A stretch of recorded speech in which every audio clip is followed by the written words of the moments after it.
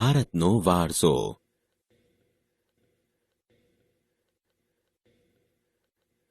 પ્રસ્તાવના. ભારત પ્રાચીન સંસ્કૃતિ ધરાવતો દેશ છે.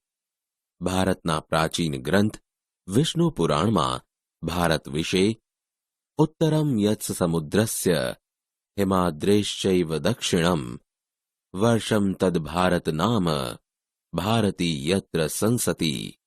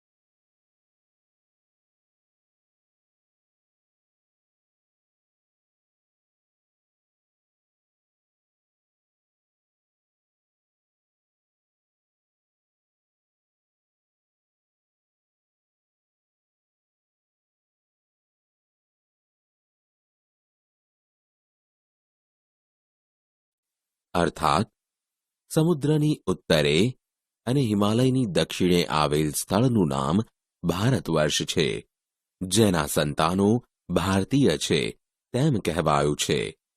ભારતમાં શુભ કાર્ય પ્રારંભે લેવાતા સંકલ્પોમાં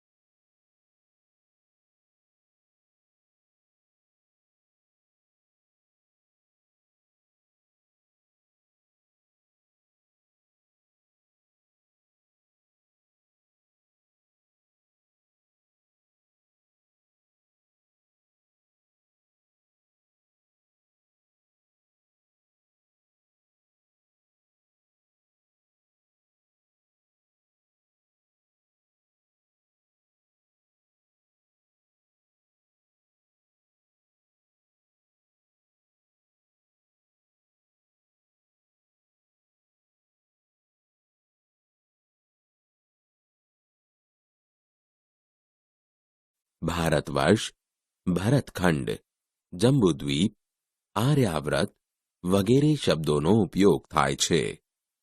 પૂર્વ, પશ્ચિમ, દક્ષિણ ત્રણ દિશાઓમાં સમુદ્ર અને ઉત્તર દિશામાં હિમાલય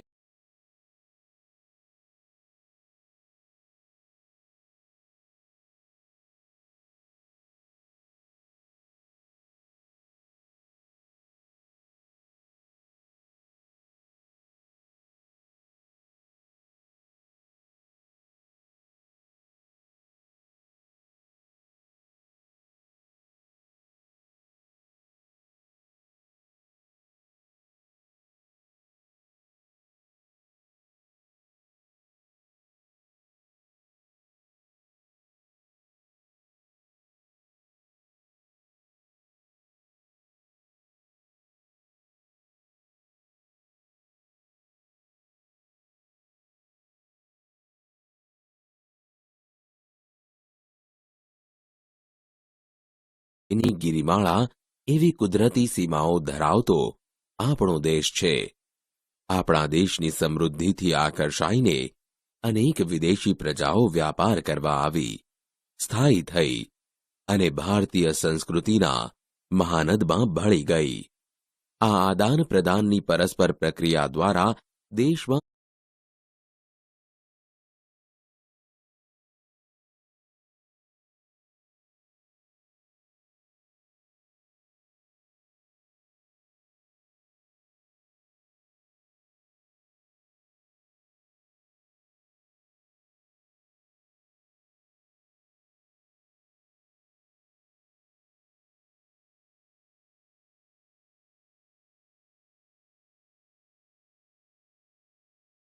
અનેક પરિવર્તનો જોવા મળ્યા છે અને એ રીતે એક પેઢીમાંથી બીજી પેઢીમાં આપણા વારસાનું હસ્તાંતરણ થયું અને તેનો સાતત્યપૂર્ણ વિકાસ થયો.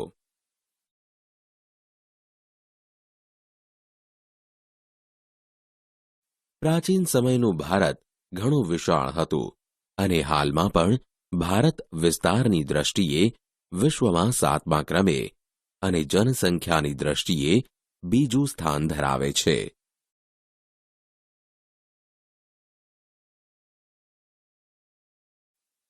ભારત ભૂમિએ આપણને અને વિશ્વને સમૃદ્ધ અને વૈવિધ્યસભર વારસો આપ્યો છે. ભારતીય સંસ્કૃતિ શાંતિપ્રિય અને વેપારી રહી છે. ભારતની સંસ્કૃતિમાંથી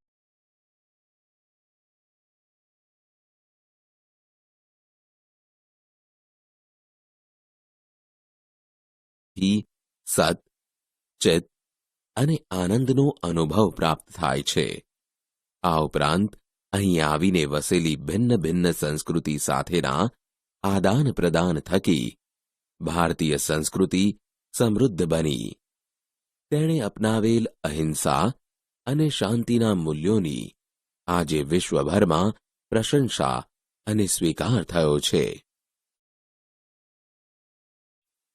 સિંધુ ખીણની સંસ્કૃતિના લોકોથી શરૂ કરીને આજ દિન સુધીના લોકોએ ભારતને પોતાની આવડત, બુદ્ધિ, શક્તિ અને કલા કૌશલ્ય દ્વારા સમૃદ્ધ બનાવ્યું છે.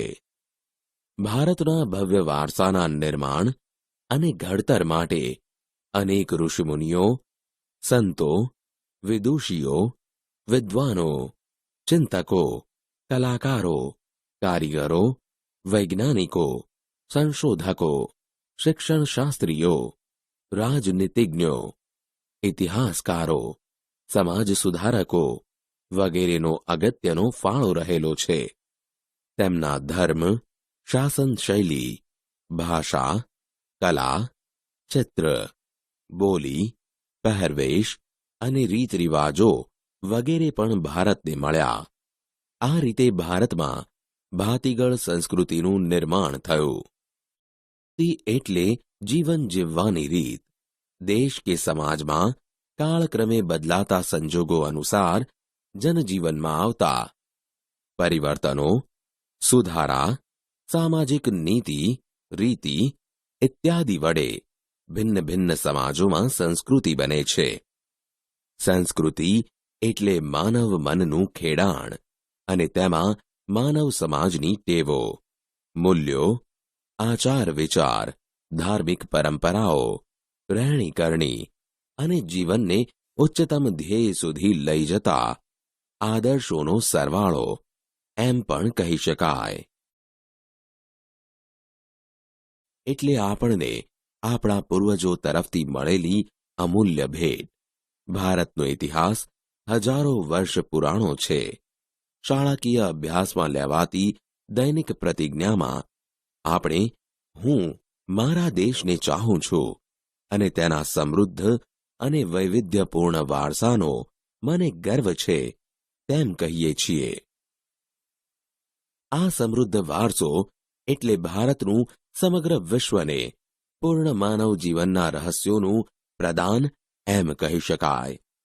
ભારતના આ વારસાને નીચે દર્શાવેલા 2 વિભાગોમાં વહેંચીને સમજીએ. 1. ભારતનો પ્રાકૃતિક વારસો. 2. ભારતનો સાંસ્કૃતિક વારસો. ભારતનો પ્રાકૃતિક વારસો. પ્રકૃતિ, પર્યાવરણ અને માનવ જીવન વચ્ચેના નિકટતમ સંબંધોનું પરિણામ એટલે પ્રાકૃતિક વારસો. પ્રાકૃતિક વારસો એ કુદરતની ભેટ છે. ભારતનો પ્રાકૃતિક વારસો વિશિષ્ટ અને વૈવિધ્યસભર છે.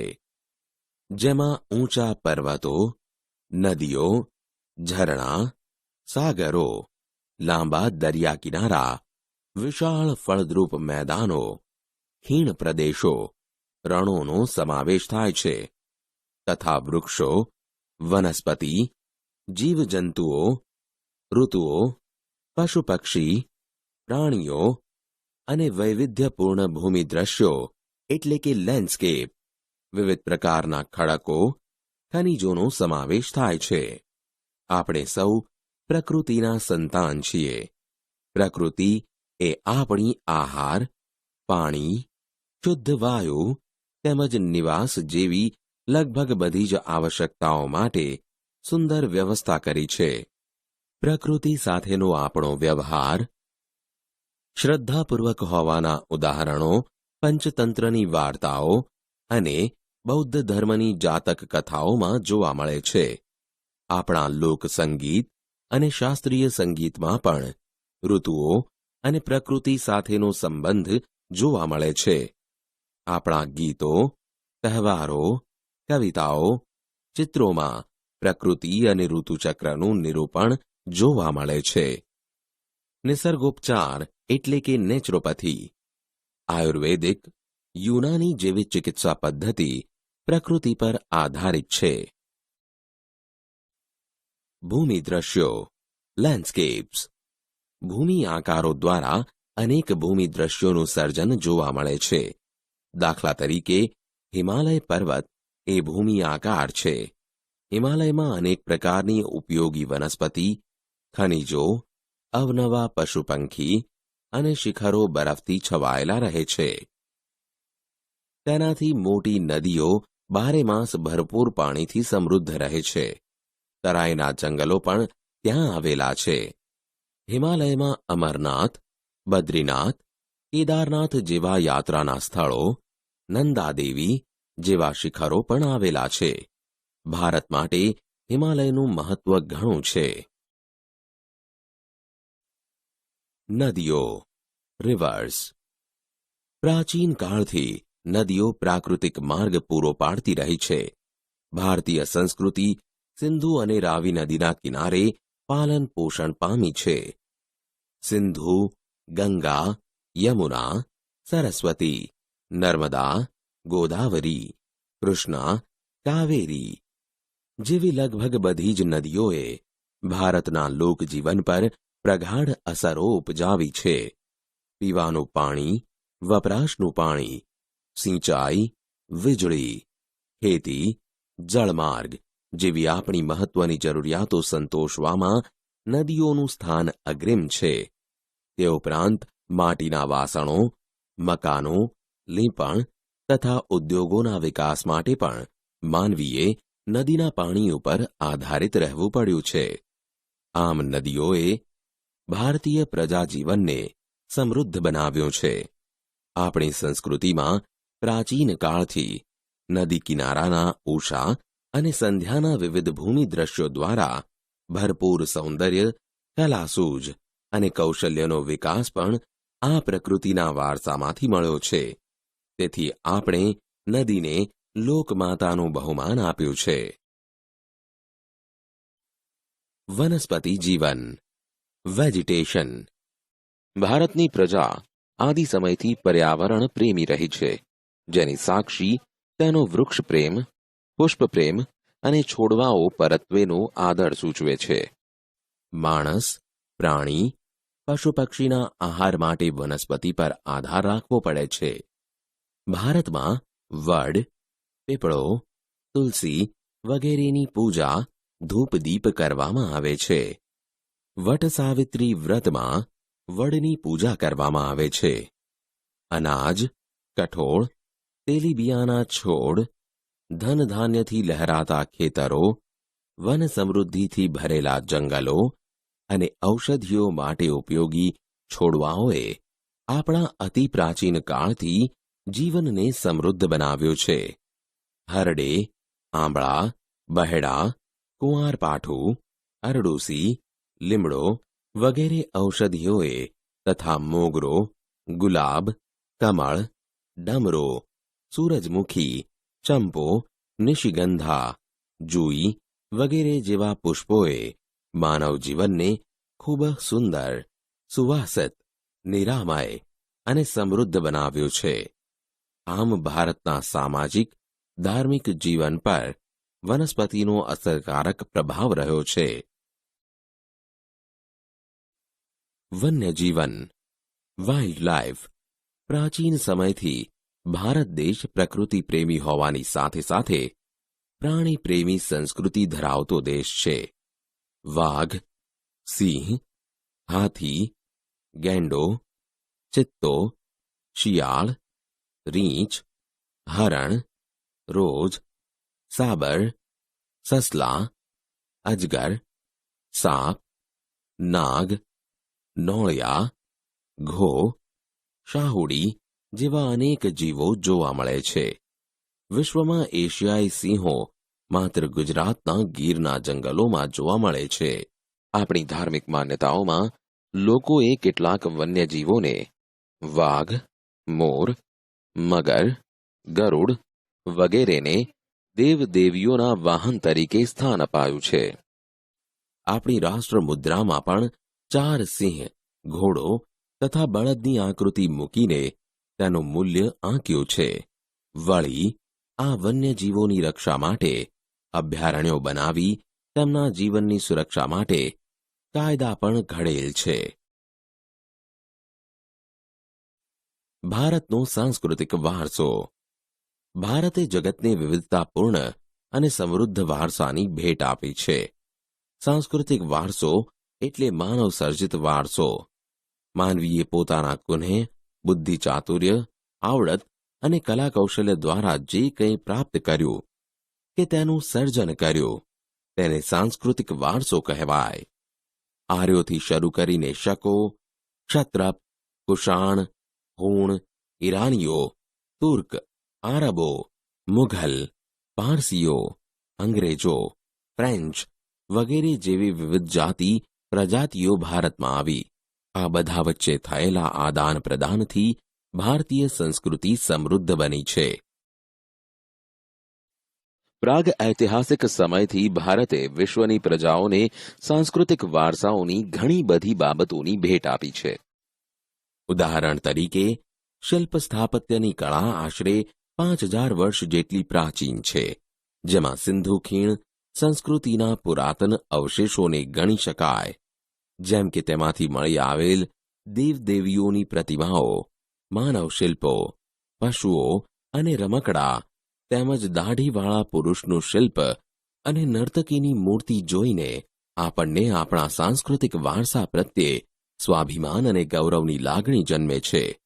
આ જ ક્રમમાં મૌર્ય યુગની ઊંધા કમળની આકૃતિ ઉપર સિંહ અને વૃષભનું શિલ્પ, બુદ્ધની પ્રજ્ઞા પારમિતાનું શિલ્પ, સારનાથની ધર્મચક્ર પ્રવર્તનવાળી મહાત્મા ગૌતમ બુદ્ધની પ્રતિમા અને તે પછીના કાલખંડની જૈન તીર્થંકરોની પ્રતિમાઓ, રાષ્ટ્રકૂટ રાજાઓના સમયની ઇલોરાની ગુફાઓ નિહાળતા આપણને આપણા સાંસ્કૃતિક વારસા પ્રત્યે આદર અને ગર્વ અનુભવાય છે.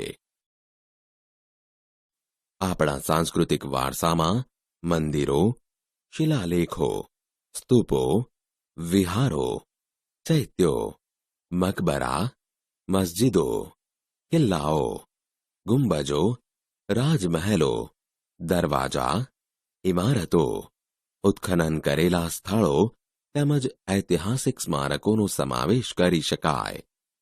આપણા સ્વાતંત્ર્ય સંગ્રામના ઐતિહાસિક સ્થળો જેવા કે સાબરમતી આશ્રમ, દાંડી, બારડોલી, વર્ધા, શાંતિનિકેતન, દિલ્હી વગેરે પણ સાંસ્કૃતિક વારસા તરીકે ઓળખી શકાય. ભાષા, લિપિ, અંકો, શૂન્યની શોધ, ગણિત, પંચાંગ, ખગોળ, લોખંડ, સાહિત્ય, ધર્મ, યુદ્ધશાસ્ત્ર, રથ, રાજ્યશાસ્ત્ર, પ્રાણીશાસ્ત્ર, વનસ્પતિશાસ્ત્ર, વાસ્તુશાસ્ત્ર, ધર્મો, ગણતંત્ર, ન્યાયતંત્ર, વિધિવિધાન, પર્યાવરણ સુરક્ષા આદિ ઘણી મહત્વની શોધો પણ ભારતમાં થઈ છે. પૌરાણિક અને પુરાતત્વીય મહત્વ ધરાવતા સ્થળોમાં લોથલ, ધોળકા તાલુકો, રંગપુર, લીમડી તાલુકો, સુરેન્દ્રનગર જિલ્લો, ધોળાવીરા, કચ્છ જિલ્લો, રોજડી અથવા શ્રીનાથગઢ, રાજકોટ જિલ્લો વગેરે મુખ્ય છે. વડનગરનું કીર્તિ તોરણ, જૂનાગઢમાં આવેલો સમ્રાટ અશોકનો શિલાલેખ, મોઢેરાનું સૂર્ય મંદિર, ચાંપાનેરનો દરવાજો, સિદ્ધપુરનો રુદ્ર મહાલય, વિરમગામનું મુનસર તળાવ, અમદાવાદ જામા મસ્જિદ, ઝૂલતા મિનારા, સીદી સૈયદની જાળી, હઠીસિંગના દેહરા, પાટણનું સહસ્ત્રલિંગ તળાવ, વડોદરાનો રાજમહેલ, જૂનાગઢનો મોહમ્મદ ખાનનો મકબરો, નવસારીની પારસી અગિયારી વગેરે ઐતિહાસિક મહત્વ ધરાવતા જોવાલાયક સ્થળો છે. ધાર્મિક મહત્વ ધરાવતા સ્થાનોમાં દ્વારકાનું દ્વારકાધીશ મંદિર અને જગતગુરુ શંકરાચાર્યની શારદા પીઠ, 12 જ્યોતિર્લિંગો પૈકીનું સોમનાથ મંદિર, ઉત્તર ગુજરાતમાં અંબાજી, બનાસકાંઠા જિલ્લો, બહુચરાજી, મહેસાણા જિલ્લો અને મહાકાલી માતાજી, પાવાગઢ, પંચમહાલ જિલ્લો, મીર દાતાર, ઉનાવા, પાટણ જિલ્લો, જૈન તીર્થ, પાલીતાણા, ભાવનગર જિલ્લો, રણછોડરાયજી મંદિર, ડાકોર, ખેડા જિલ્લો અને શામળાજી, અરવલ્લી જિલ્લો વગેરે તીર્થસ્થાનો ગણાવી શકાય.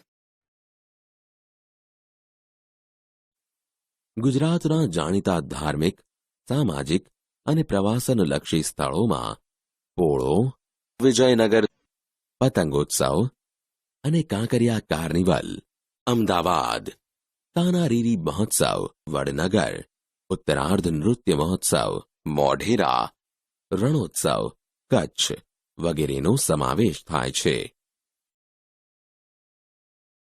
જૈન બૌદ્ધ પ્રવાસન સ્થળો.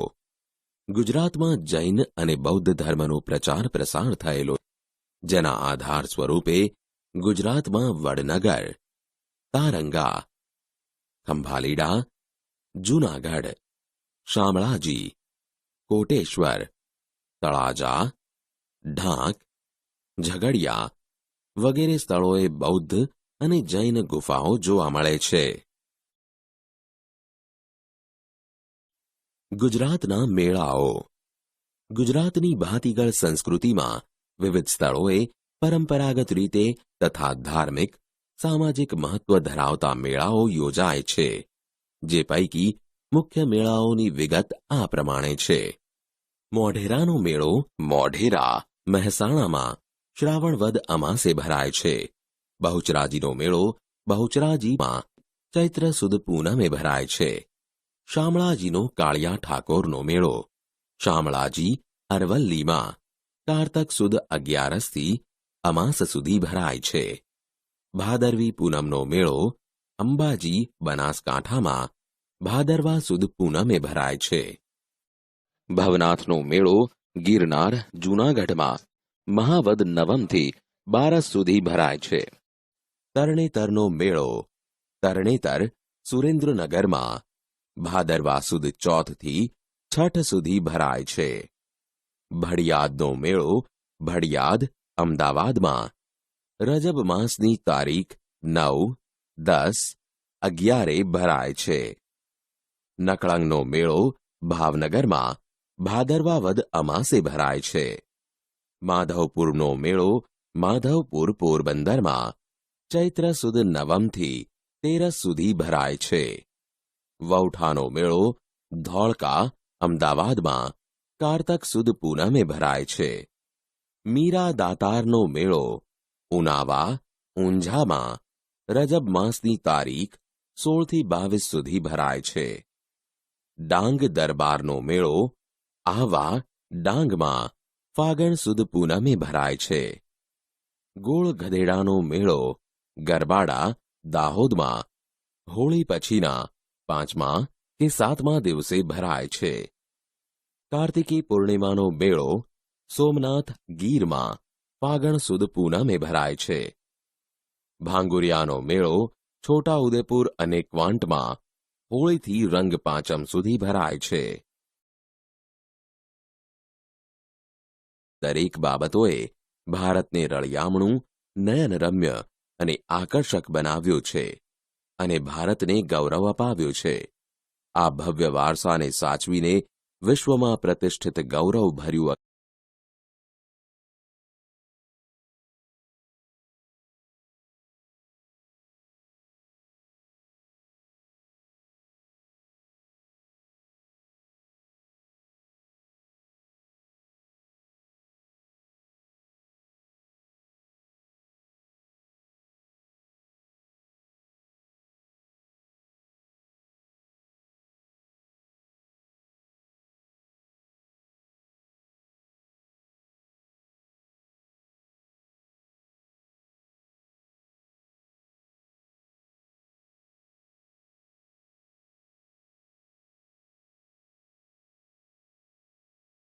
વારસાનું સૌંદર્ય ભારતીય કારીગરો અને કસબીઓની હુન્નર પારંગતતામાં સમાયેલું છે. ભારતના ભાતીગળ જીવનને તેઓએ તેમની કલા કારીગરી અને હુનર ઉદ્યોગ દ્વારા કુશળતાથી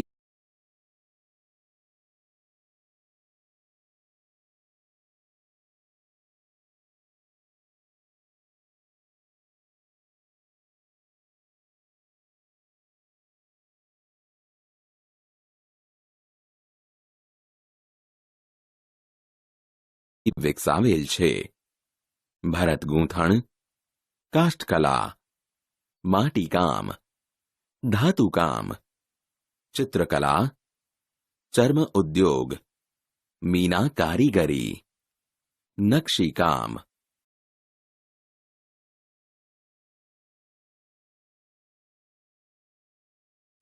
અકીક અને હીરાને લગતી કૌશલ્યપૂર્ણ કારીગરી, શિલ્પ સ્થાપત્ય, હાથ વણાટને લગતી કામગીરી એ ભારતની એક આગવી ઓળખ છે. માટીકામ કલા. માનવ જીવન અને માટી વચ્ચે ઘણો જ પ્રાચીન સંબંધ રહ્યો છે. વ્યક્તિ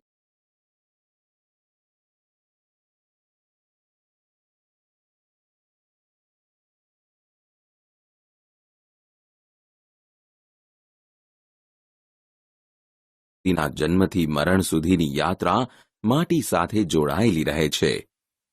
ધાતુકામની શોધ નહોતી થઈ ત્યારે માનવી મહદઅંશે માટીમાંથી બનાવેલી સામગ્રીનો ઉપયોગ કરતો, જેમાં માટીના રમકડા, ઘડા, કુલડી, કોડિયા, હાંડલા, માટીના ચૂલા તથા અનાજ સંગ્રહ માટેની કોઠીઓ વગેરે ગણી શકાય.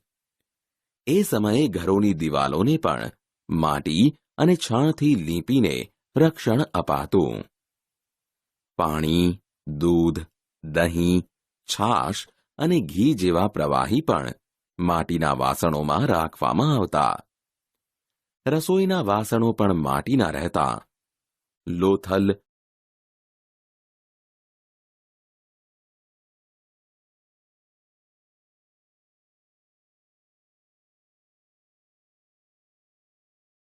મોહેન્જો-દડો તથા હડપ્પા સંસ્કૃતિ સમયના માટીના લાલ રંગના પવાલા, બરણી, રકાબી વગેરે વાસણો મળી આવ્યા છે.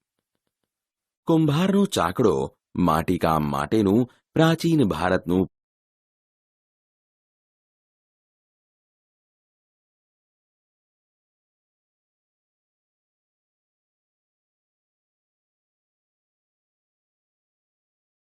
પ્રથમ યંત્ર ગણી શકાય.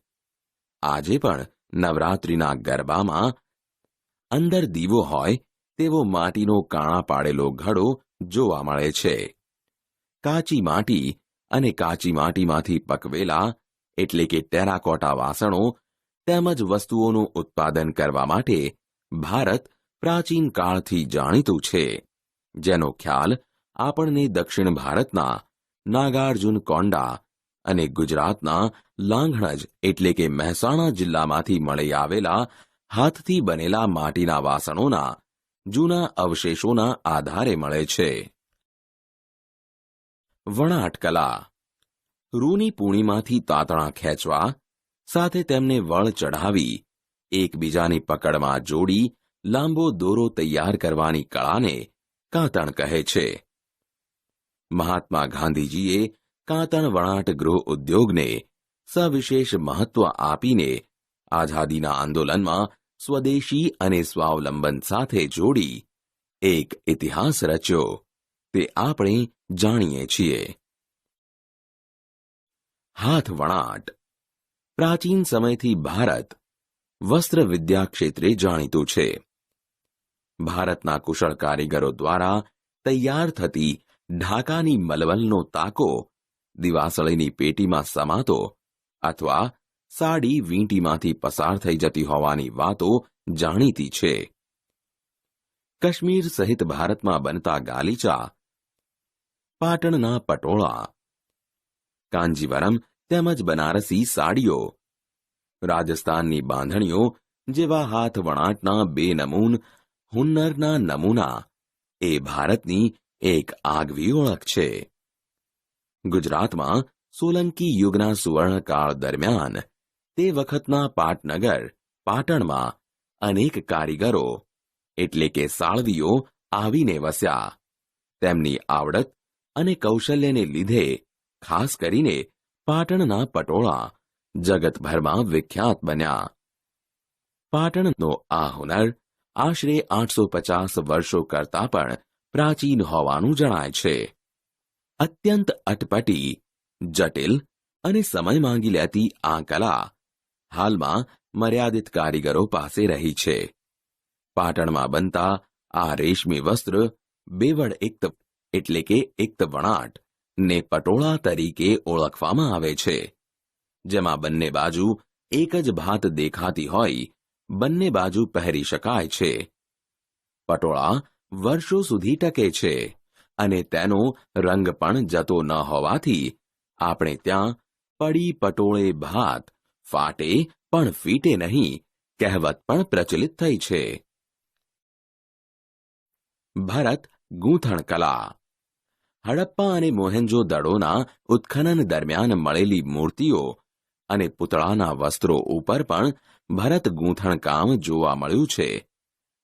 ભારતમાં પુરુષો, સ્ત્રીઓ તથા બાળકોના વસ્ત્રો ઉપર ભરત ગૂંથણ કરવાની કારીગરી પણ ઘણી પ્રાચીન છે.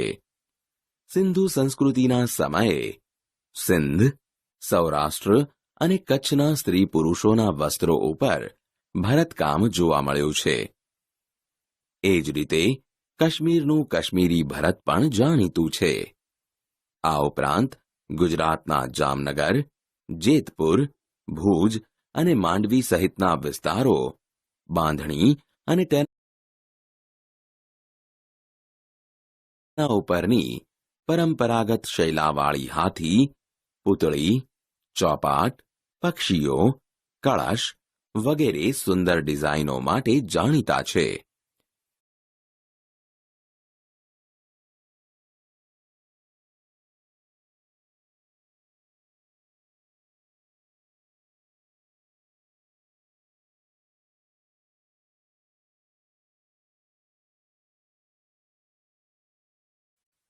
કપડા ઉપર છપાઈ અને ભરત ગૂંથણ એ ગુજરાતના કચ્છ, સૌરાષ્ટ્ર વગેરે પ્રદેશની સ્ત્રીઓનો ગૃહ વ્યવસાય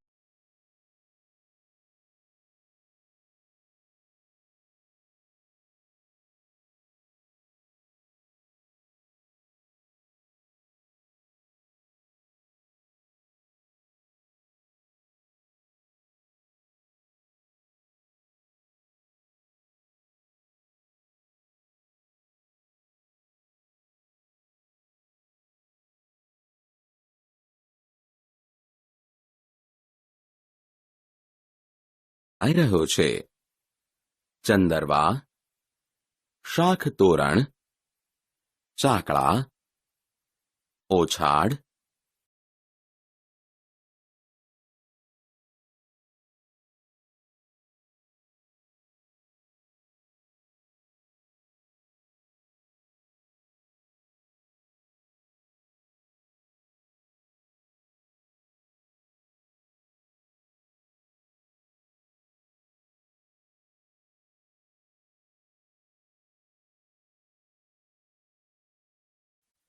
તકિયા, પારણા અને ઓશિકા ઉપરાંત કેટલીક કોમોમાં પહેરાતા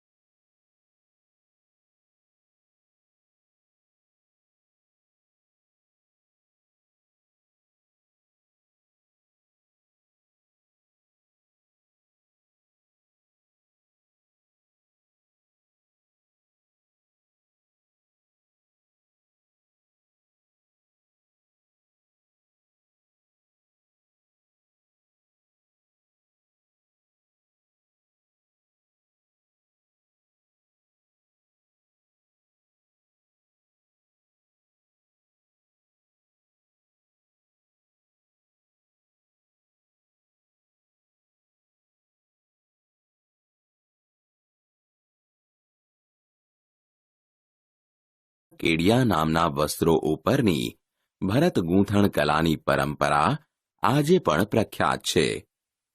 ભરત ગૂંથણથી શણગારેલા ધાબળા, રજાઈ ઉપર ભૌમિતિક અને વિવિધ આકૃતિ પ્રધાન કૃતિઓ સાથે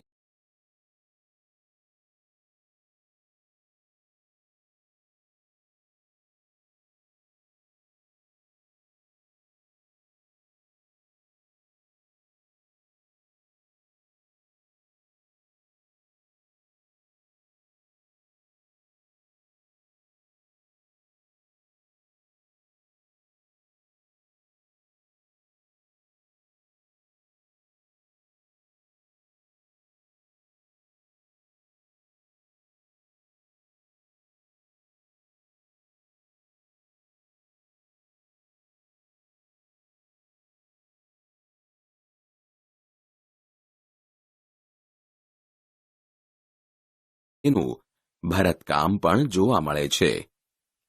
કચ્છના બંને વિસ્તારોમાં જત જેવી કોમની ભરતકલા પણ આગવી વિશેષતા ધરાવે છે. ચર્મ ઉદ્યોગ. પ્રાચીન ભારતમાં મૃત્યુ પામેલા જાનવરોના ચામડાનો વિવિધ ઉપયોગ થતો. પ્રાણીના મૃત્યુ પછી પરંપરાગત રીતે ચામડું કમાવવામાં એટલે કે પ્રોસેસ કરવામાં આવતું. ખેતી માટે કૂવામાંથી પાણી કાઢવા માટેના કોસ તથા પાણીની મશકો અને પખાલોમાં ચામડાનો ઉપયોગ થતો. ઢોલ, નગારા, તબલા, ઢોલક જેવા સંગીતના સાધનો ઉપરાંત લુહારની ધમણો, વિવિધ પ્રકારના પગરખા અને પ્રાણીઓને બાંધવા ચામડાનો ઉપયોગ થતો. યુદ્ધોમાં વપરાતી ઢાલમાં પણ પ્રાણીઓના ચામડાનો ઉપયોગ થતો. ભારતનો ચર્મ ઉદ્યોગ આગવું સ્થાન ધરાવતો. વિવિધ પ્રકારની ચામડાની ભરત ગૂંથણવાળી મોજડીઓ, પગરખા, ચામડાના પાકીટ, પટ્ટા તથા ઘોડા અને ઊંટ જેવા પ્રાણીઓની પીઠ ઉપર મૂકવામાં આવતા સાજ, પલાણ, લગામ તેમજ ચાબુક માટેની દોરી પણ ચામડાની રહેતી. હીરા મોતીકામ અને મીના કારીગરી. ભારતની પૂર્વ, પશ્ચિમ અને દક્ષિણ ત્રણેય દિશાઓમાં 7,517 કિલોમીટર લંબાઈ ધરાવતો સમુદ્ર કિનારો હોવાથી હીરા મોતીનો ઉપયોગ મોટા પ્રમાણમાં થતો આવ્યો છે. દરિયાઈ માર્ગની મુસાફરી ખેડીને દરિયાપારના દેશો સાથે વેપારી સંબંધોના કારણે હીરા મોતીનો વેપાર પણ થતો રહેલો. ભારતના કારીગરોએ બનાવેલા હીરા મોતીના આભૂષણોની વિદેશોમાં પહેલાથી જ ખૂબ માંગ રહી છે. વિશ્વવિખ્યાત કોહિનૂર અને ગ્રેટ મુઘલ હીરા પણ ભારતમાંથી મળી આવેલા. પ્રાચીન સમયમાં રાજા મહારાજાઓ, શ્રેષ્ઠીઓ અને મહાજનો પણ હીરા, મોતી, માણેક, પન્ના, પોખરાજ, નીલમ વગેરે રત્નોનો ઉપયોગ વસ્ત્રાભૂષણોની શોભા વધારવા કરતા.